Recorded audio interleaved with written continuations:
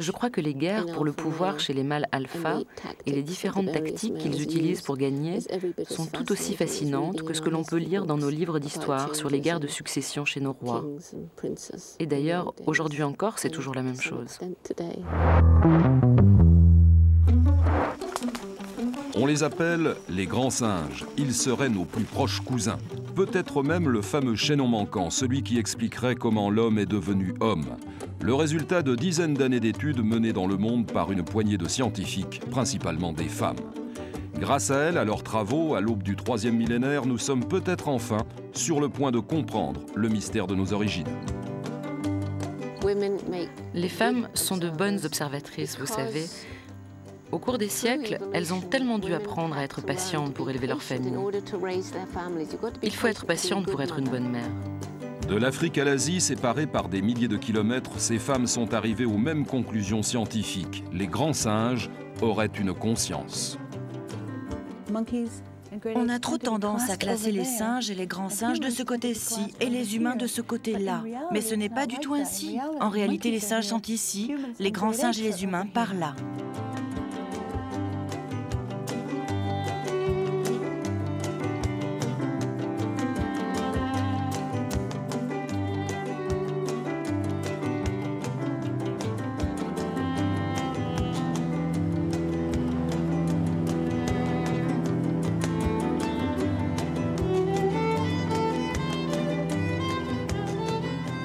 L'île de Bornéo, en Indonésie, l'un des tout derniers sanctuaires des orang-outans.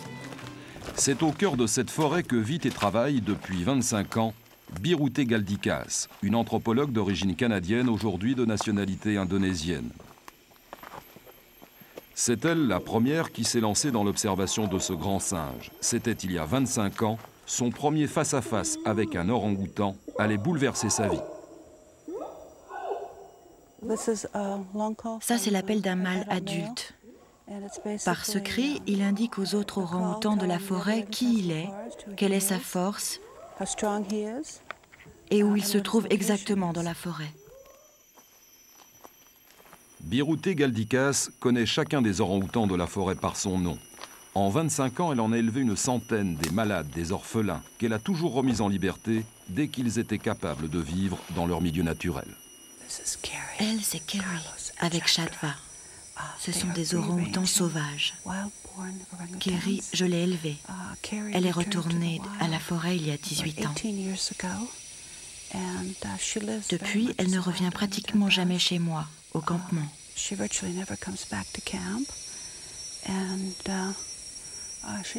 Elle est assise là-haut. Elle s'occupe de Chantra, son dernier-né. Et 3 mètres derrière elle, c'est son fils aîné, Carlos, celui qui la suit. Vous voyez ?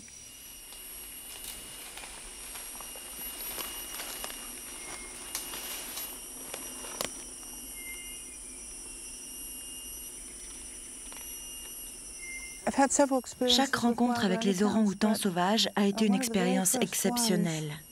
L'une de mes toutes premières rencontres, c'est lorsque j'étais en train de suivre depuis plusieurs jours une jeune orang-outan, une adolescente. Je l'ai baptisée Georgina. Tout d'un coup, sans prévenir, elle est descendue des arbres. Elle s'est arrêtée à notre hauteur. Elle nous a regardés. Elle nous a dévisagés longtemps. Elle nous regardait dans les yeux. On retenait notre souffle. Le moindre bruit de notre part aurait été un sacrilège. C'était comme si elle nous buvait du regard, comme si elle essayait de comprendre qui nous étions. Et tout d'un coup, sans prévenir, elle est retournée vers le sommet des arbres, comme si elle avait fini de vider un verre d'eau, comme si elle en avait assez vu pour avoir compris qui nous étions. Le monde est organisé de la même manière pour les orang-outans et pour les humains. C'est pour cela que nous avons cette impression de parenté lorsque nous les rencontrons pour la première fois. On se retrouve face à une créature qui, bien qu'elle appartienne à une autre espèce, voit le monde comme nous. La fascination exercée par les grands singes sur l'homme tient sans doute au départ à son apparence physique, très proche de la nôtre. Contrairement aux autres primates, les grands singes, par exemple, n'ont pas de queue. Ils ont le torse bombé, les bras plus longs que les jambes et surtout, ils se tiennent souvent debout. Au-delà de ces ressemblances, déjà troublantes, Les grands singes appartiennent à la même famille que les hommes, la famille des hominidés. Gorilles, orang-outans, chimpanzés et bonobos partagent avec nous au moins 90% de nos gènes. Mieux encore, les grands singes seraient les seuls animaux à avoir la conscience. Gundi Scharf connaît mieux que quiconque au monde ce qui se passe dans la tête d'un bébé grand singe. Ici, au zoo de Stuttgart, en Allemagne, depuis 25 ans, elle tente de comprendre leur comportement, leur psychologie. Sa fierté, cet orphelinat pour grands singes qu'elle a créé en 1982, un centre unique au monde. Actuellement, le plus jeune de ces 11 pensionnaires, c'est lui, Bolombo, un petit bonobo de 7 mois. Avec lui, Gundi va tenter aujourd'hui une première. Elle espère le faire adopter par Chipita, une jeune bonobo qui n'a jamais eu de petit.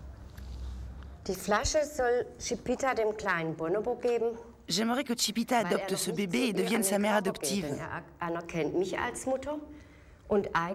Mais il faut d'abord lui apprendre à donner à manger à un petit. C'est pour cela que je lui montre comment on donne le biberon. Quand elle saura le faire, à ce moment-là seulement, le bébé acceptera de me lâcher et ira dans ses bras.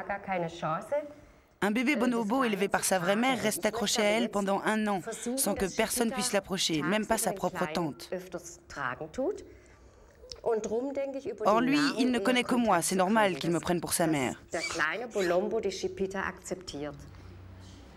À force de les côtoyer, Gundi Scharf connaît chacune des réactions de ces bonobos, au point de comprendre la psychologie des grands singes.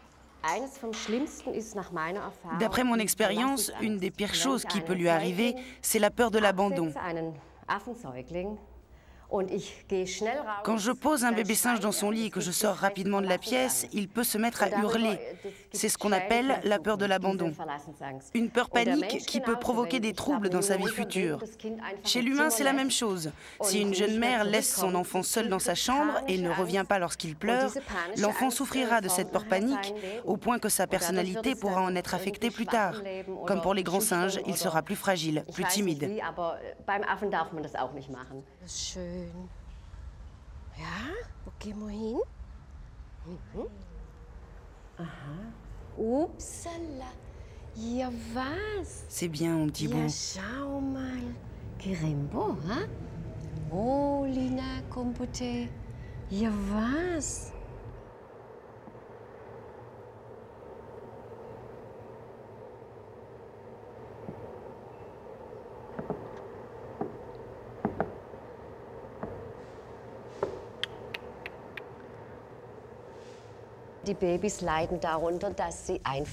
Les bébés grands singes souffrent de ne pas être considérés comme des êtres développés et intelligents. Moi, je me suis engagée à prouver que la science n'a pas toujours raison. Les scientifiques prétendent que les bébés grands singes élevés par des humains sont dénaturés. C'est tout le contraire. Ils ne sont rien d'autre que des enfants. Ils ont simplement besoin, comme tous les enfants, de protection, d'amour, de tendresse. C'est ce que je leur donne et ça marche à 100%. Gundi Scharf recueille les bébés grands singes de tous les zoos d'Europe. C'est protéger des petits enlevés à leur mère par des contrebandiers ou maltraités dans les cirques, ou encore abandonnés par leur mère. En captivité, isolés de leur clan, désocialisés, souvent les mères abandonnent en effet leurs enfants quitte à les laisser mourir. Lorsqu'ils arrivent à l'orphelinat, ils sont souvent traumatisés, agressifs. En leur apportant beaucoup de tendresse, Gundi parvient à leur faire oublier le stress de la séparation et de la captivité.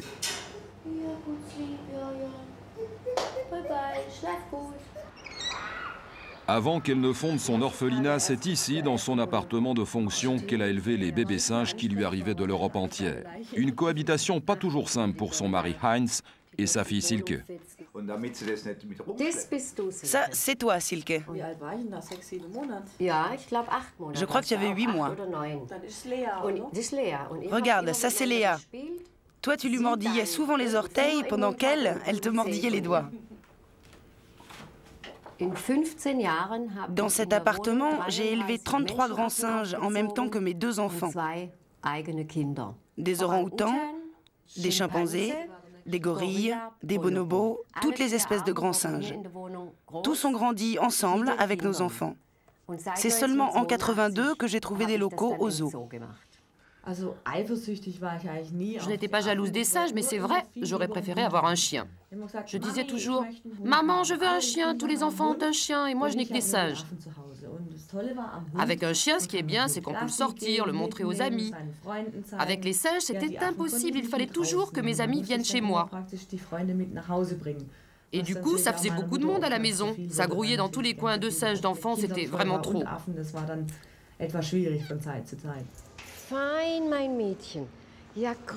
Bonjour ma fille. Regarde ce que je t'ai apporté. On va se peigner, d'accord?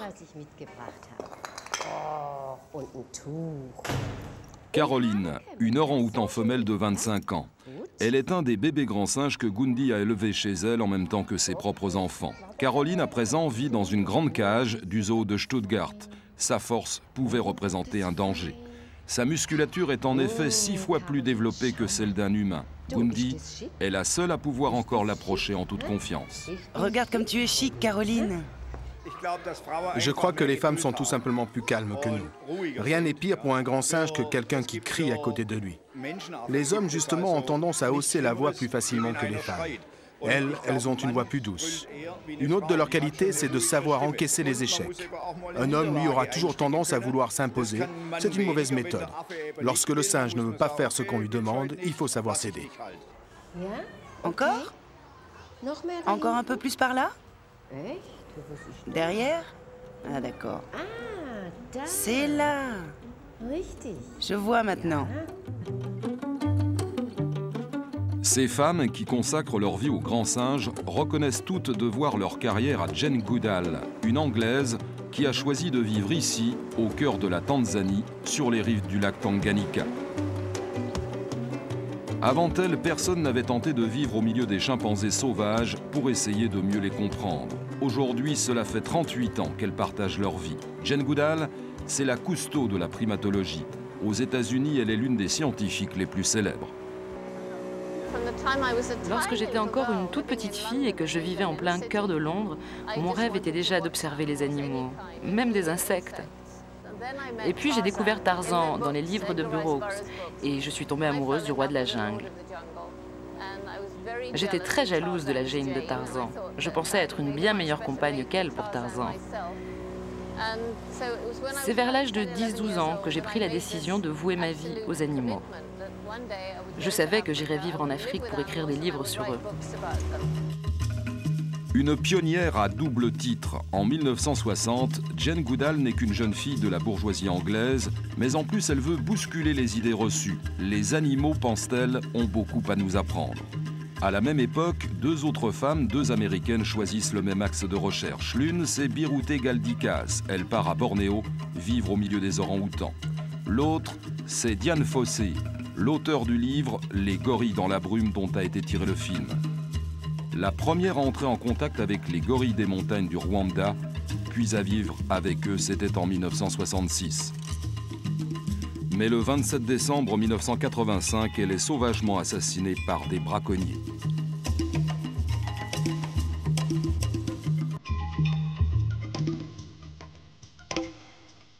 Ces trois femmes, on les surnomme aujourd'hui les trois anges.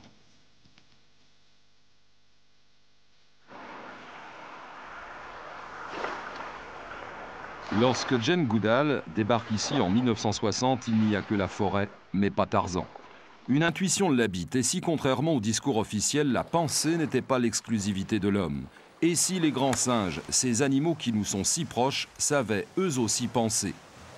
Pour répondre à ces questions, Jane Goodall va donner du temps au temps. Elle va consacrer toute son énergie à l'observation des chimpanzés.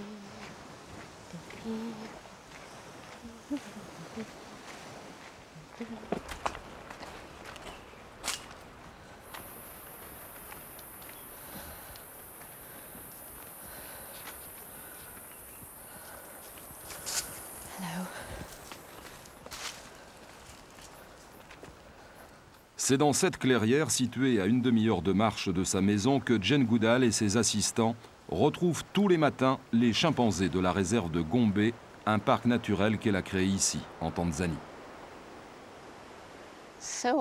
Souvent, lorsque je reviens à Gombe, je constate que Fifi est toujours là, qui m'attend.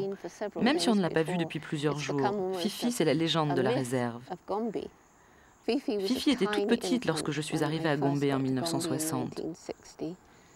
Ensemble, toutes les deux, nous avons tout partagé, les bons et les mauvais moments. C'est Fifi qui m'a servi de guide, de relais pour faire connaissance avec les autres membres de son clan. L'une des toutes premières découvertes de Jane Goodall, c'est que le chimpanzé est un animal sociable. Il passe la majeure partie de son temps en groupe. Cette tribu compte aujourd'hui 53 individus. Elle connaît l'histoire de chacun d'entre eux. Les chimpanzés ont tous des visages différents. Comme les humains, quand on n'a pas l'habitude, on a du mal à s'en rendre compte. C'est un peu comme lorsqu'on va en Chine pour la première fois. On pense que tous les Chinois se ressemblent. Eh bien, c'est la même chose pour les chimpanzés. Ils ont chacun leur propre personnalité unique. Cette forêt, Jane Goodall en connaît les moindres recoins. Une forêt primaire, l'un des tout derniers coins de la planète que l'homme n'ait pas encore attaqué. Les chimpanzés y vivent depuis sans doute plusieurs millions d'années. Ils sont les témoins vivants d'un monde qui nous a précédés. L'esprit vierge de tout a priori, Jane Goodall arrive à décoder le moindre de leurs comportements.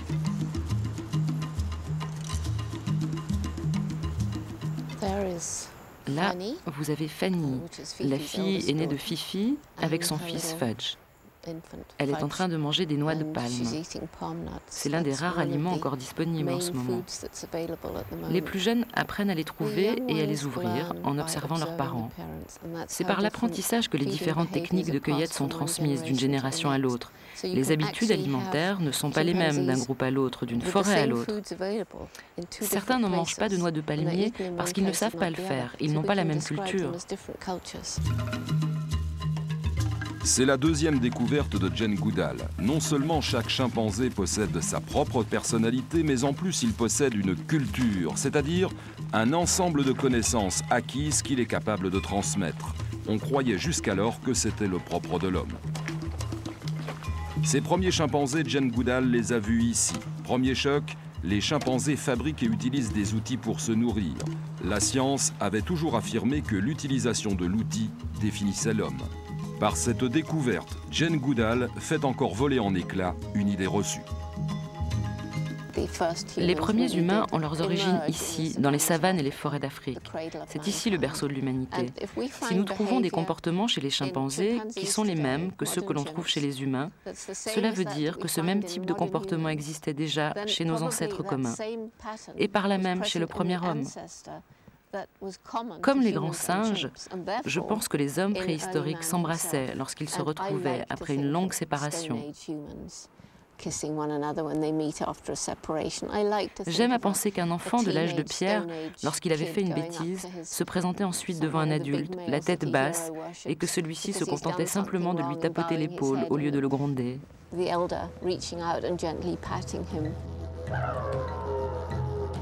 L'homme et le grand singe auraient donc un ancêtre commun.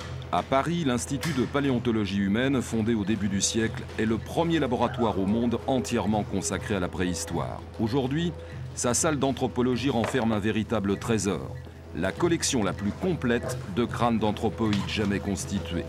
On y trouve aussi bien des crânes des grands singes contemporains que ceux dont la race s'est éteinte, les crânes de tous les types d'humains connus à ce jour, de Cro-Magnon à l'Homo sapiens actuel. Une collection unique qui permet à la paléontologue Anne d'Ambricourt-Malassé de tenter d'en décoder les mystères, au premier rang desquels ce lien qui nous unirait aux grands singes. Ils nous ressemblent dans une certaine mesure. Quand on regarde, par exemple, un gorille actuel, un grand singe actuel, voilà, de profil, et qu'on le compare à un homme actuel, à vous ou moi, voilà un crâne moderne, bon, il y a quand même certaines différences. Mais il est vrai que si on compare un gorille enfant, un petit gorille, avec l'Homo sapiens actuel, les différences sont beaucoup moins sensibles. L'homme n'est plus un grand singe, mais c'est resté une histoire commune avec les grands singes, puisqu'on ne peut pas comprendre l'Homo sapiens sans remonter à l'ancêtre qui vivait en Afrique il y a à peu près 20 millions d'années, le proconsul.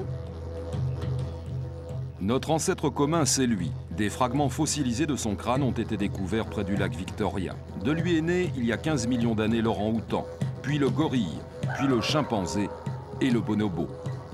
Et puis enfin, il y a 4 millions d'années, l'humain. À ses débuts, l'homme n'était pas encore un homo sapiens, c'est-à-dire nous. L'homme se tenait certes déjà debout, mais il ressemblait davantage à ceci, à un grand singe. Il est fort possible que ce crâne-là, le vôtre, le mien, nos crânes aujourd'hui, se fossilisent, qu'il y en ait quelques-uns qui soient fossiles, et que dans 200 000 ans, eh bien, des formes dont on n'a pas idée commenceront à nous étudier et à nous considérer, à nous mettre avec les grands singes dans une grande histoire qui sera aussi la leur, et qui sera la nôtre, et qui sera celle du grand singe actuel et fossile. Nous sommes les grands singes d'êtres qui vont nous survivre.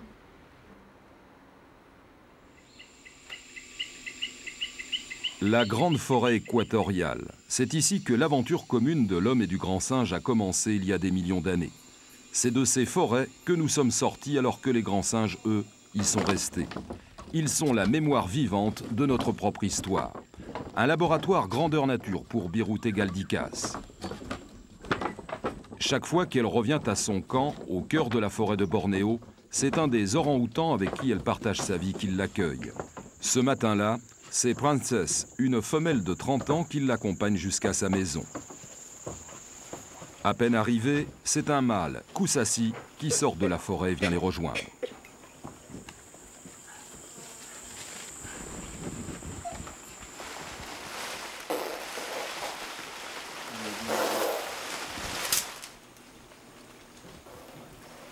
Dès que Birute arrive au camp, les orang-outans aussi s'y donnent rendez-vous, au point de se demander qui observe qui. Quelqu'un a dit que la dernière chose que les poissons étudieraient, c'est l'eau. Il en est de même pour notre étude des grands singes. Personne n'était conscient à quel point ils étaient proches de nous. Mais le mur dressé entre l'humain et le monde animal est en train de s'effondrer. On se rend compte aujourd'hui que nous, humains, ne sommes pas si uniques que cela sur cette planète. Que nous partageons énormément de choses avec nos cousins, alors qu'on pensait qu'elles étaient le propre de l'homme. Avant que Birute Galdikas ne les étudie, on croyait que les orang-outans étaient les moins intelligents des grands singes. On le pensait trop solitaire pour entretenir une structure sociale évoluée. Birute démontre le contraire. Par ses études, elle prouve qu'ils sont doués d'une incroyable mémoire et capables de sentiments complexes. Ici, par exemple, Kusasi, le mâle, dépose la moitié de la mangue que Birute lui a offert et d'un regard la donne à son tour à la femelle Tote. Ce qui est intéressant ici, c'est ce geste de Kusasi. Il laisse Tote prendre sa mangue. Ça s'appelle partager. Et ça, c'est tout à fait remarquable. Ça peut prouver qu'ils se connaissent probablement depuis longtemps. Il est même possible que Terry soit leur enfant.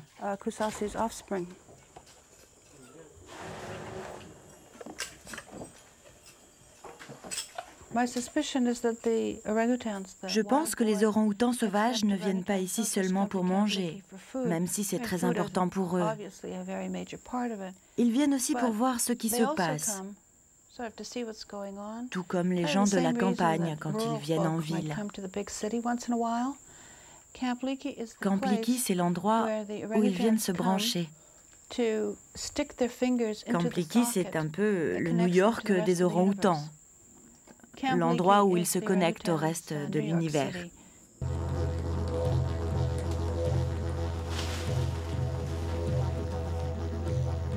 Des endroits comme Camp Leakey, où grands singes et humains se rencontrent et s'observent, il y en a peu sur la planète. Les bonobos, la 4e espèce de grands singes, c'est ici, au Zaïre, sur les bords du fleuve, qu'ils viennent à la rencontre des humains. Ces images ont été prises en 1970 avec la caméra amateur d'un médecin belge. De 1967 à 1973, alors qu'il était coopérant, sa femme a élevé ses 2 fils en même temps que des petits bonobos. C'était il y a 25 ans. Aujourd'hui, les De Viges sont de retour en Belgique. Ils vivent près d'Anvers. Mais ils ne se sont jamais vraiment remis de ces moments passés avec les bonobos. Pour eux, ces 6 années de famille élargie aux singes représentent l'aventure humaine la plus extraordinaire de leur vie. Catherine aimait bien jouer avec Bart. Pas tous ensemble, sinon c'était de trop. On ne pouvait plus le suivre parce qu'ils sont tellement rapides. Ça, c'est le deuxième fils. Et ça, c'est Massikini. C'était son gardien. On n'avait rien à craindre. C'est lui qui s'occupait de Jeroen. Jeroen tapait dessus et voilà. Pas de problème. Massikini, il supporte tout. Pour nous, c'était des humains. Très drôle, c'est peut-être bête de lire, mais... Hein?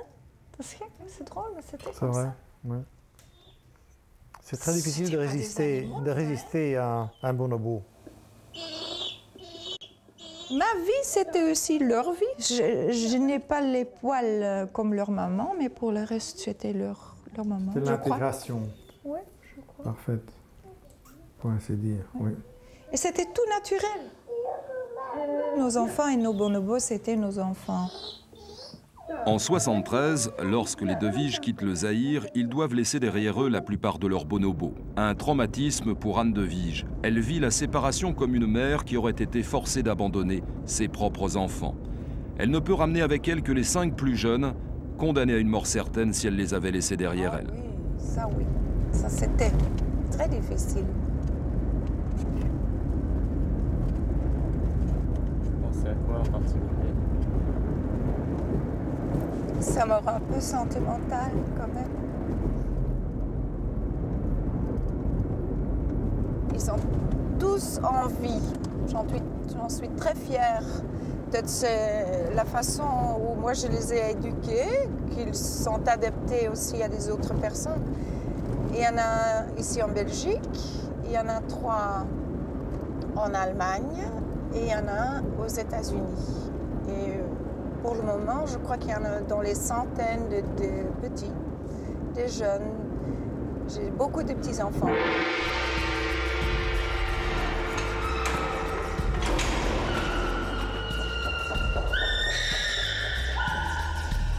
Ceux qu'elle appelle ses petits-enfants, les voici, les fameux bonobos. Avant qu'elle ne les ramène en Belgique, on ne savait quasiment rien d'eux.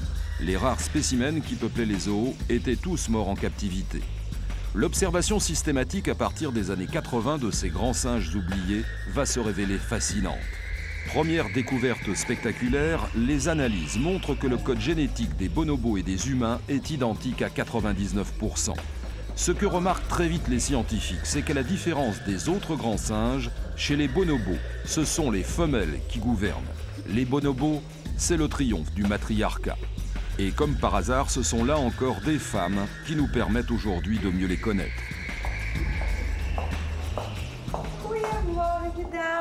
Nous sommes au zoo de Plankendel, au sud d'Anvers. C'est à une équipe de primatologues que Anne De Viges a confié l'un de ses bonobos. Toutes sont des femmes. Elles sont persuadées que les études qu'elles mènent sur les bonobos permettront de trouver la clé de ce fameux chaînon manquant entre l'humain et l'animal. La semaine dernière, nous avons reçu les résultats des analyses génétiques. Desmond est encore père. Encore? C'est qui? Et les hiérarchies restaient la même ou ça a changé? Desmond est toujours le plus fort des hommes. Ja, dat denk ik wel. Hè. Dat zal hij waarschijnlijk wel blijven. Ja, dat is toch een prachtige kop, hein. Zie eens. Regarde, quelle belle bête! Il était déjà comme ça quand il était petit.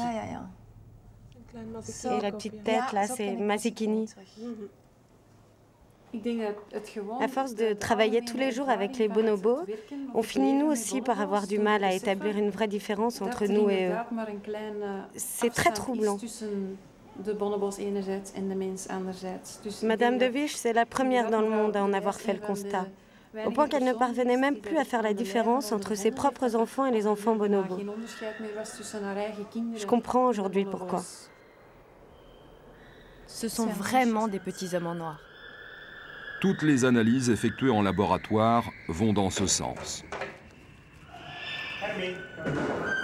Tous les jours, Hilde Verweycke effectue des prélèvements d'urine dans la cage des bonobos pour comprendre leur cycle menstruel. Il est de 28 jours, comme celui de la femme. Mais Hilde Verweycke a découvert un phénomène encore plus étonnant.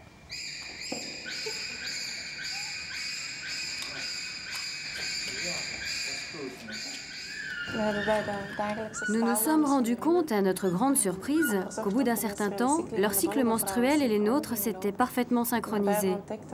Nous avons nos règles en même temps que les femelles. Je pense que cette synchronisation est certainement due aux phéromones, ces hormones sexuelles très volatiles. Les femelles bonobos comme les femmes produisent les mêmes phéromones, une substance qui influence à la fois les cycles des femmes et des bonobos. Cela montre à quel point nos deux espèces sont au niveau de l'évolution proches l'une de l'autre. Cela ne fait effectivement que 8 millions d'années que nous sommes des espèces séparées, autant dire hier.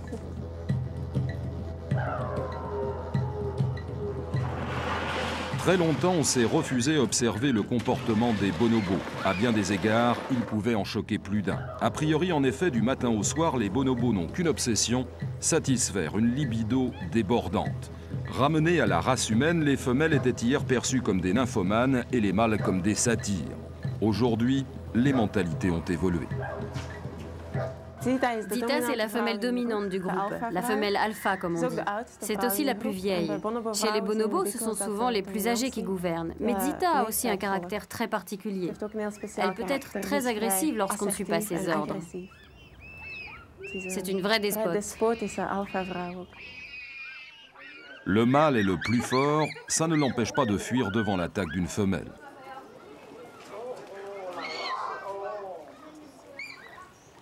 Mais les conflits ne durent jamais bien longtemps chez les bonobos. Le sexe est pour eux le moyen privilégié d'apaiser les tensions.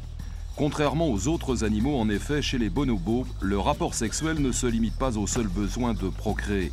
Les scientifiques appellent ça le sexe social, d'autres plus simplement le plaisir.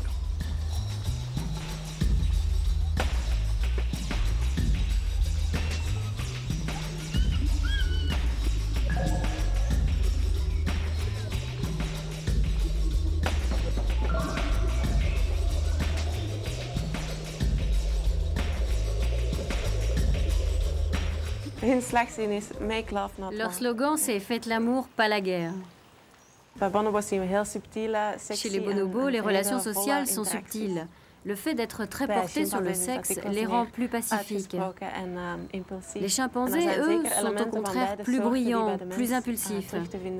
Chez l'homme, on retrouve ces deux traits de caractère. Bien sûr, on préférerait ressembler aux bonobos pour régler nos problèmes. Dans la réalité, chez l'homme, ça ne se passe pas toujours comme ça. Les chimpanzés sont génétiquement aussi proches de nous que les bonobos. Mais à l'inverse des bonobos, chez les chimpanzés, ce sont les mâles qui dominent selon une structure pyramidale. En haut de la pyramide, le chef, celui qui est parvenu à s'imposer par tous les moyens, y compris la force. Mais comme chez nous, les humains, à tout moment, il peut être renversé par un coup d'État. Depuis quelques mois, Jane Goodall est la spectatrice d'un putsch. Freudo, un mâle particulièrement agressif, a pris le pouvoir. Ce matin, Gremlin, une de ses femelles, vient lui présenter ses bébés jumeaux nés pendant la nuit.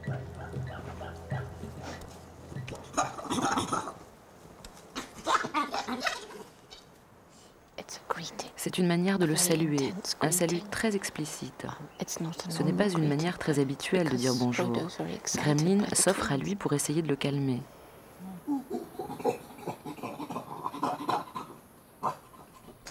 Elle a compris que Fredo est énervé par l'arrivée des jumeaux. Là, elle l'épouille Fredo parce qu'il a hérissé ses poils. Là encore, elle essaye de le calmer, elle connaît bien ses colères. Elle a peur de Fredo, comme toutes les autres femelles. Fredo est parvenu au sommet du pouvoir par la terreur. C'est au mois d'octobre dernier qu'il est devenu le mâle dominant. Pour y parvenir, il a dû renverser son frère aîné. Freud, il a profité que son frère soit souffrant. Pendant sa maladie, Fredo a tout tenté pour prendre sa place. Et il y est parvenu. C'est une histoire sans fin, une vraie saga. Qui va être le prochain mâle alpha, c'est-à-dire le prochain chef? Ce qui m'apparaît très clairement, c'est que les chimpanzés mâles, comme les mâles humains, sont très fortement attirés par le pouvoir. Chez les chimpanzés, comme chez les humains, les différents mâles utilisent toutes sortes de tactiques pour accéder à une position dominante.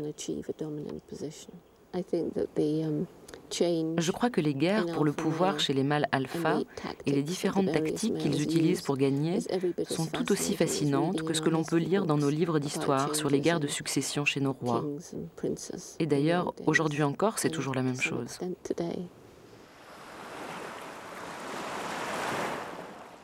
Très longtemps, dans les milieux scientifiques, Jane Goodall est passée pour une originale. On lui reprochait des méthodes de travail peu orthodoxes, comme par exemple de donner des noms à chacun de ses chimpanzés et non pas des numéros comme c'était l'usage. Autant de critiques qui ne pouvaient pas atteindre la petite maison qu'elle habite au bord du lac Tanganyika. L'une des choses pour lesquelles on me critique aujourd'hui encore, c'est la profonde sympathie que j'ai pour les chimpanzés que j'étudie. Si on ne comprend pas que j'essaye de me mettre à leur place pour les comprendre, moi de mon côté, je ne comprends pas en quoi la passion et les émotions que je ressens m'empêchent d'observer et de décrire leur comportement de manière objective, scientifique. C'est justement cette communion avec les chimpanzés qui m'a donné la passion nécessaire pour pouvoir rester ici pendant 38 ans. C'est en me mettant à leur place que j'ai pu comprendre et découvrir ce qui se passe chez ces êtres dont le cerveau est si proche du nôtre.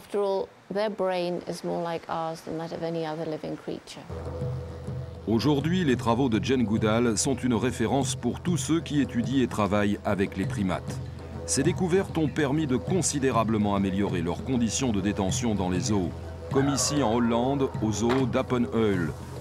Datwa est une jeune gorille en pleine santé de 200 kg, mais le zoo doit s'en séparer pour éviter que le groupe auquel elle appartient n'implose. Datwa risquait d'avoir tôt ou tard des rapports incestueux avec son père. Or, chez les gorilles, comme chez les humains, l'inceste est une transgression. Iris Weiche est une primatologue allemande. Elle a conseillé à la direction du zoo de se séparer de Datwa. Datwa doit quitter le groupe parce qu'elle a 8 ans et demi. Elle est maintenant adulte. Dans ce groupe où elle est née, elle n'a pas le droit d'avoir des petits. En captivité, comme dans la nature, les seuls mâles qui ont le droit de s'accoupler, ce sont les mâles dominants, ceux qui ont le dos argenté. Or ici, le mâle dominant, c'est le père de Datwa. C'est donc impossible qu'elle ait des rapports avec lui. Ce serait de l'inceste.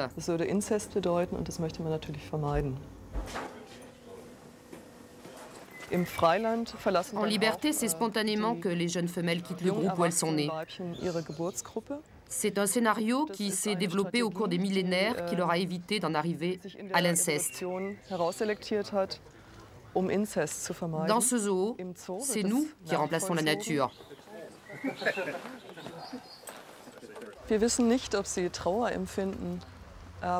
On ne peut pas savoir s'ils ressentent de la tristesse, mais en tout cas, ils sont conscients que c'est un événement inhabituel. On voit qu'ils comprennent parfaitement la situation.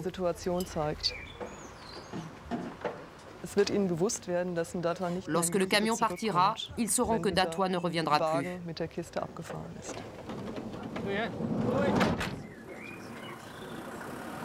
Sous le regard de ses frères et sœurs, Datwa part pour le zoo de Cologne où elle pourra rencontrer un autre mâle que son père. Bongo, son père, le voici, une demi-heure après le départ de sa fille. Il conduit sa tribu et son harem, 18 gorilles au total, sur l'île où ils passent habituellement leur journée. Tous donnent l'impression d'être désemparés par la séparation qu'on vient de leur imposer.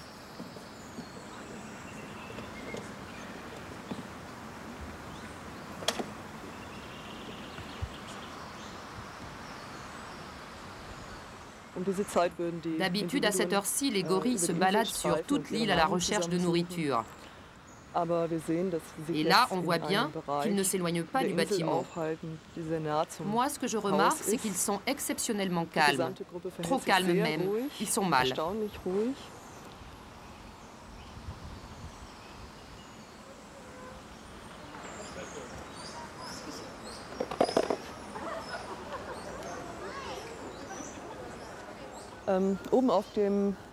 Là-haut, sur la branche, c'est le frère de Datwa. Depuis que le groupe est sorti, il a un comportement colérique et nerveux. Cela trahit une extrême tension due au stress de la situation.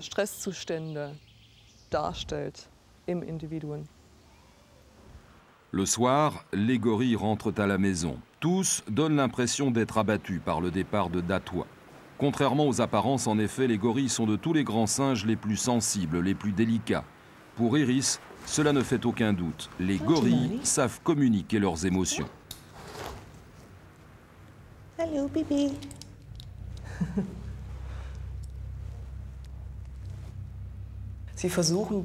Ils analysent leurs propres émotions en observant les attitudes des uns et des autres. Ils les communiquent par mimique et par gestes. Les sons aussi jouent un rôle. Il est clair que cette capacité d'observation pour comprendre l'état intérieur de l'autre s'est un peu perdue dans les sociétés humaines. Ce que j'ai découvert après toutes ces années passées auprès d'eux, c'est que pour comprendre nos semblables, il est aussi très important de les observer avec beaucoup plus d'attention que nous ne prenons le temps de le faire généralement.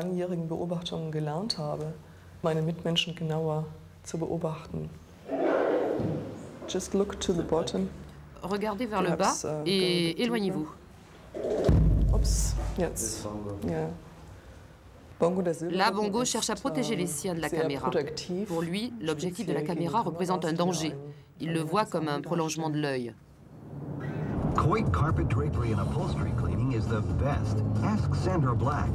When other companies came out, the stains always resurfaced. Si nous partageons avec les grands singes un même type de comportement, des émotions identiques dans certaines circonstances, si nous avons en commun certaines règles de vie en société, une chose nous séparera toujours, c'est bien la parole. Et pourtant,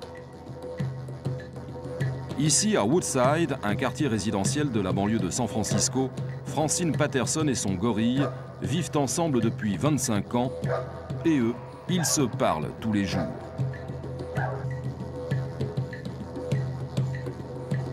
Lorsqu'elle recueille Coco, une femelle du zoo de San Francisco en 72, elle n'avait que 3 ans.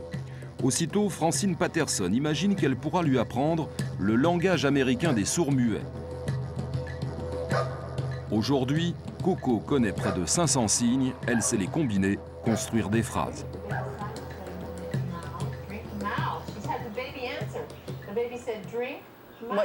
Ce que Coco exprime ici dans sa façon de jouer avec la poupée, c'est qu'elle veut un bébé. Elle est prête pour ça. Elle nous montre qu'elle sait comment s'en occuper, qu'elle sait comment nourrir la poupée, donc un bébé, comment elle peut être affectueuse, comment elle peut l'embrasser. Regardez, elle embrasse la poupée comme elle le ferait avec son enfant. Là, elle fait quelque chose de très intéressant. Elle prend le bras de sa poupée, la tord, pour lui faire les signes du langage des sourds-muets, comme on le lui avait appris lorsqu'elle était petite. Ça veut dire quoi? Ça veut dire qu'elle est capable d'apprendre à son propre enfant le langage qu'elle a elle-même appris. C'est une transmission de la culture. Or, c'est précisément l'une des caractéristiques essentielles du langage.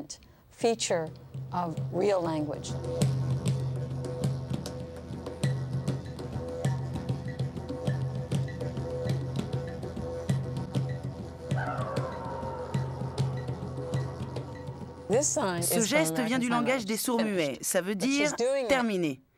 Elle le fait en exagérant. Personne ne lui a montré.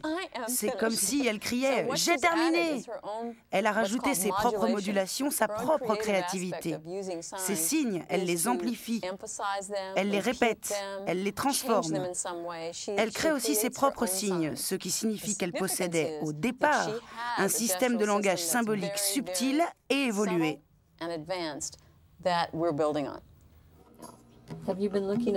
Tu étais en train de regarder le gorille à la télé? Coco, gorille, aime. Oh mon Dieu, le gros bisou. Alors que depuis 40 ans, Jane Goodall et ses collègues travaillent aux 4 coins du monde à prouver que les grands singes sont nos proches, l'homme continue à les traquer comme des bêtes sauvages, comme ici au Cameroun, où on les chasse toujours pour leur viande. Au Rwanda, il ne reste plus que 650 gorilles des montagnes. Partout, leurs derniers sanctuaires sont en train de disparaître.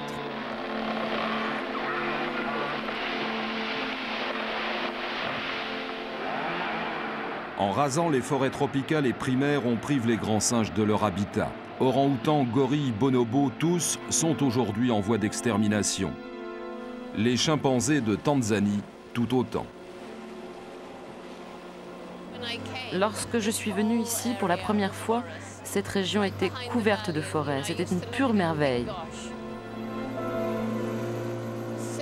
C'est terrible. C'est terrible ce qui est derrière moi. Toute une vallée détruite. Toute la beauté de cet endroit a disparu.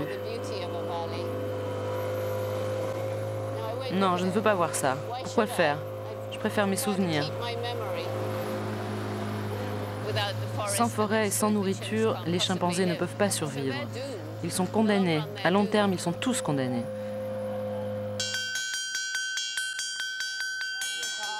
Un arrêt de mort que refuse Jane Goodall. Depuis 8 ans, elle milite sur le terrain pour sauver les grands singes. Son idée, si on veut les sauver, il faut d'abord aider les populations.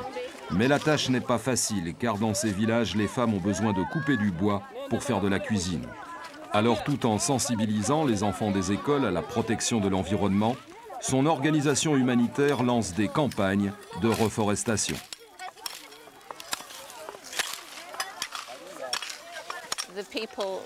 Bientôt, les gens connaîtront des temps très durs. Quand il n'y a plus d'arbres, la terre perd toute sa fertilité. Si toute la terre part dans le lac, il n'y aura même plus de récolte.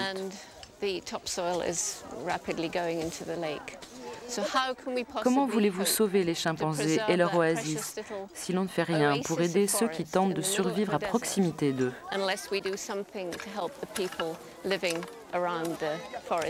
À l'autre bout du monde, en Indonésie, Biruté Galdikas et ses orang-outans font face aux mêmes menaces. Elle aussi quitte son poste d'observation scientifique pour tenter de sauver les orang-outans et leurs forêts tropicales. Très tôt dans la matinée, on aurait entendu des tronçonneuses au travail au cœur même de son sanctuaire. Ce bateau part pour Java, peut-être pour Sulawak. De là, le bois sera acheminé vers l'Europe, les États-Unis et dans le monde entier. Derrière ce trafic, il y a de très grosses multinationales.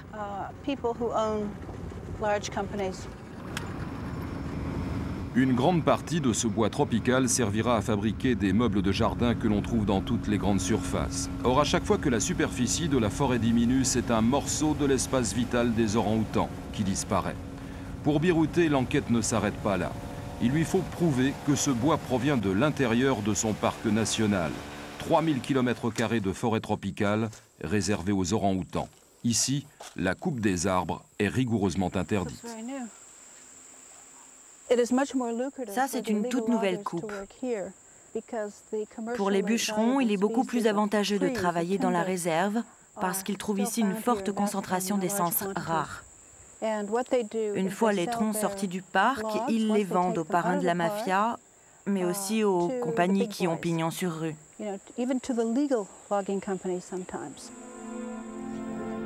Deuxième fléau, les incendies de forêt, souvent d'origine criminelle. En un an, en Indonésie, 2 millions d'hectares de forêt ont été détruits pour faire place à d'immenses plantations industrielles. Privés de leurs forêts, les orang-outans ne savent plus où trouver à manger. Lorsqu'ils pénètrent sur les plantations, ils sont abattus. Tous les jours, on apporte à Biruté Galdikas des petits orang-outans, des orphelins. Elle en élève aujourd'hui une centaine.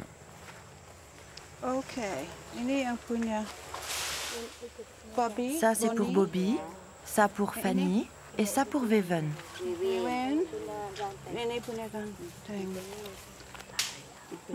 Pour s'occuper de tous ces petits, Biruté les fait adopter par des Indonésiennes qu'elle salarie grâce aux fonds recueillis aux États-Unis par sa fondation. Ce n'est pas compliqué de sauver ces bébés. Le problème, c'est qu'en grandissant, ils auront besoin de grandes surfaces de forêt écologiquement intactes. Qui leur donnera ça? La forêt aura disparu. La bataille pour la sauvegarde des orang-outans ne peut être séparée de la bataille pour sauver la forêt tropicale.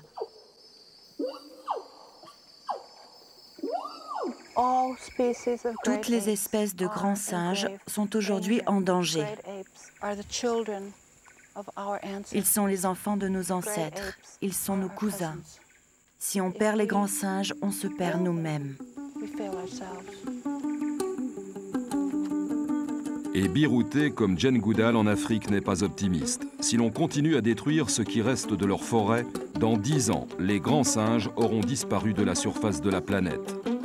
Avec eux, s'évanouira le témoignage inestimable de notre passé.